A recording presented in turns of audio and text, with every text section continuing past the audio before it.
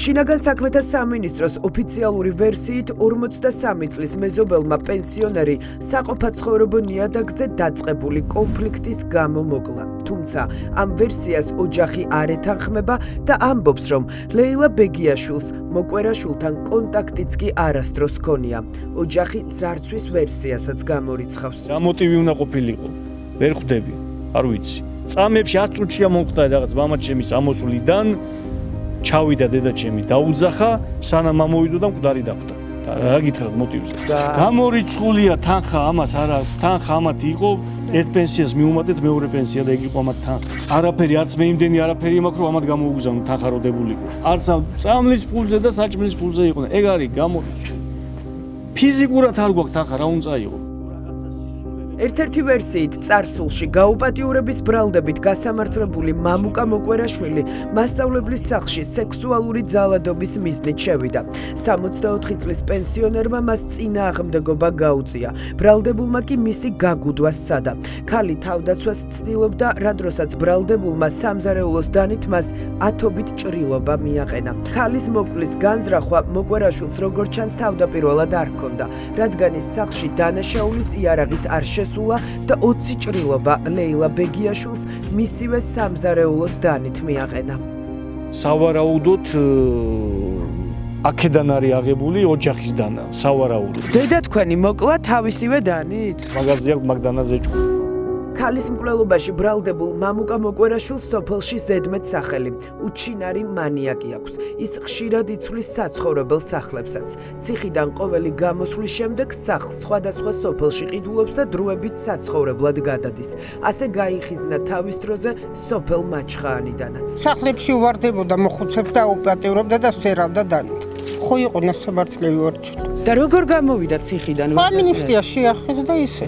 ვადაზე ადრე მაგას შეეხო როგორც ჩემამდე მოსულია ხმა რა ქვია ამინისტია და გამოვიდა. შემდეგ მერე იყიდა მანდ ეგ ბინა ამ გამოსულმა. ეგ გამოჩნდა რა დიდი ხანია. იქნება ალბათ რა ვიცი 3 წელი, 2-3 წელი. კარგ გზაზე რო არ იყო, ეს ხო ცხადია.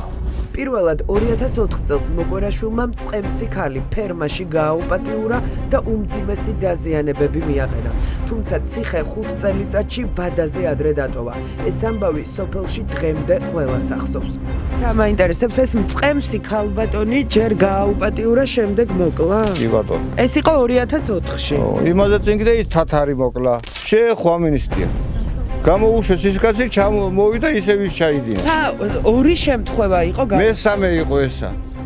ეს უკვე გაუპატიურების კი ბატონო, კი. ციხის დატოვების შემდეგ სექსუალური მოძალადის სამიზნეს სოფელ ყარათში კიდევ ერთი პენსიონერი გახდა. ვენერა ბაიდოშვილი 10 წლის წინ მომხდარს დღემდე ემოციის გარეშე ვერ იხსენებს. მე ძალადობის სვერპლი ვიყავი და წლებია შიშის ქვეშ ვცხოვრობ. გადაურჩი მე მაგი ძალადობას. მაშინ ვენერა ბაიდოშვილი 64 წლის იყო. სექსუალური შევიწროების მსხვერპლ პენსიონერს ახლაც დეტალურად ახსოვს იანვრის ღამე, როდესაც მასთან სახლში მოულოდნელად ციხიდან რამდენიმე დღის გამოსული მამუკა მოკვერაშვილი მივიდა. ორი საზღარის აქციელი ჩაიდინა და მესამე ჩაიდინა კიდეც კაციც ხალიც მოკლა. ჩემთანაც იძალა და მოვიდა სახლში. მიკაკუნა 4 საათ ამდინა. ეს როდის? ეს როდის და აი სანამ დაიჭერდნენ მეორედ. ხო და მთელი ღამე მეშინოდა. ვინახარ შესასიკვდილე, წადი ვინახარ ვეძახე. ასაკოვანი ქალების მიმართ. ქონდა ინტერესი? კი, ესე იგი ასაკოვან ქალებს დადევს. ვენერა ბაიდოშვილი იმ დღეს შემთხვევით გადარჩა, თუმცა ამბობს, რომ წლების განმავლობაში თავს დაცულად არ გრძნობდა და ცხოვრება უდიდესი სტრესის ქვეშ უწევდა. სექსუალური ძალადობის მცდელობის მიუხედავად ქალმა მაშინ პოლიციას არ მიმართა. შევენანა შვილო. შემენანა. რატო დედა ყავდა ჩაწოლილი, ძალიან ცუდად იყო და ამიტომ არ მიმართე, რომ დედა შემენანა.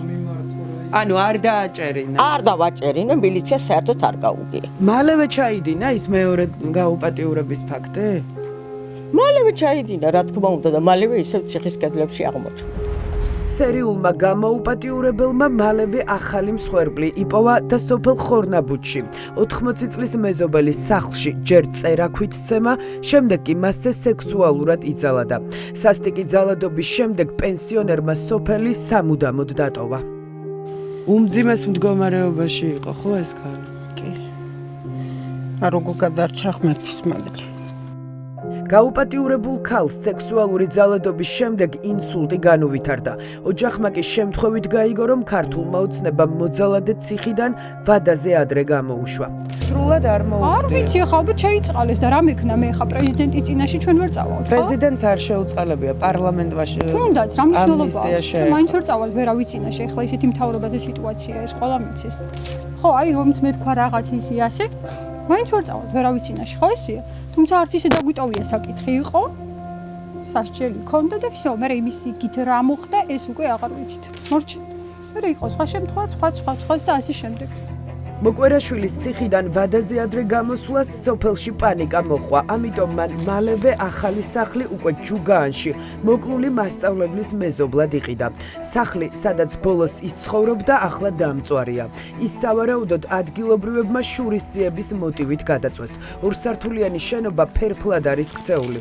დამწვარია სახურავი, კედლები და საყოფაცხოვრებო ნივთები. ახლა მთელი სოფელი მისი ლინჩის წესით გასამართლებას ითხოვს. თუ კი მაასწრებდნენ და თუ კი იმას დაიჭერდნენ აკა, აუცილებლად არ აწნებოდა ლინჩის წესით გასამართლება. აუცილებლად. მაგრამ მაგან ის მაასწრო რომ ამ მილიცია შავარდა და ჩაიბარდა თითქოს რა და მილიცია უკვე აბა. ადგილობრივების მსგავსად ხელისუფლების პასუხისმგებლობაზე საუბრობს მოკლული ლეილა ბეგიაშვილის ოჯახიც. ითხოვენ ახსნას, რა კრიტერიუმით დაატოვებინეს ციხე სექსუალურ მოძალადეს. ქართული ოცნება იქნება თუ ნაციონალური მოძრაობა იქნება ნებისმიერი მთავრობა ეგეთი ადამიანის გარეთ ყოფნა შეიძლება? ხო არ შეიძლება. ეს უნდა იყოს მოშორებული. ეგეთებს სამინისტრი არ უნდა ეხებოდეს. თავად მამუკა მოკვერაშვილი ახლა ციხეშია. მკვლელობაში ბრალდებულმა დანაშაული პირველ სასამართლო პროცესზე აღიარა. თუმცა არ თქვა მოტივი, რატომ გაიმეტა 64 წლის ქართულის მასწავლებელი მოსაკლავად. ბრალდებად განზრახ მკვლელობა გასაგებია ბატონო მამუკა თქვენთვის. აღნიშნოთ და წარგენი ბრალდებაში დანაშავე და არ ცნობ. შეგიძლიათ პასუხი არ გავცეთ ბატონო, თქვენი უფლება. ეთანხმებით ბრალდებას თუ არა? თუმცა ეს სასჯელი მოკლულის ოჯახისთვის საკმარისი არ არის. გარდაცვლილი მასწავლებლის შვილი სექსუალური მოძალადის ციხეში უვადოდ გაშვებას ითხოვს. არ გავჩერდებით. ცუდი მოხდება უფრო მე ეგ 10 და 15 წლის შემდეგ გარეთ რო ნახო. არ გავჩერდებ მე პირადად ვაცხადებ სახალხოდ გავხდები მკვლელი. არანაირი 12 და 15 წელი უვადო პატიმრობა. იქ უნდა ჩალპეს.